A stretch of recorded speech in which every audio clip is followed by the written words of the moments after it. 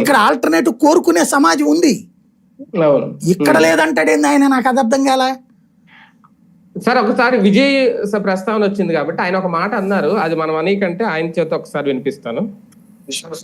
ముఖ్యమంత్రి అవగానే మన ఆంధ్రప్రదేశ్ లో చాలా మంది మీరు కూడా అలా చేసి ఉండాల్సిందని చెప్పి నాకు తెగ మెసేజ్ పంపిస్తా ఉన్నారు. ఊళ్ళో పెళ్లికి ఏదో ఆడవాడు ఉంటారు కదా,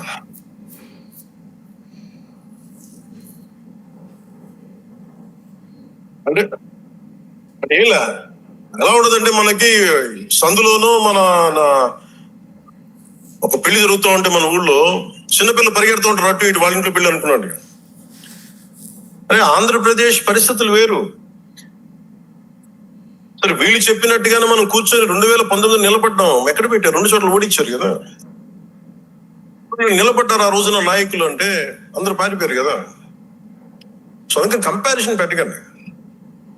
నిజంగా నేను పదవే నాకు ప్రధానం అనుకుంటప్పుడు 2008లోనే యూత్ వింగ్ కాదు ఎంపీగానే పోటీ చేశాను.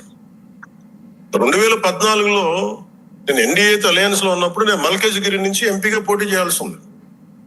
బట్ నేను ఏమనుకున్నానంటే, ఎందుకు చెప్తున్నాను ఇదంటే, నేను ఒక పార్టీని నడపాలి, ఇది సమాజంలో మార్పు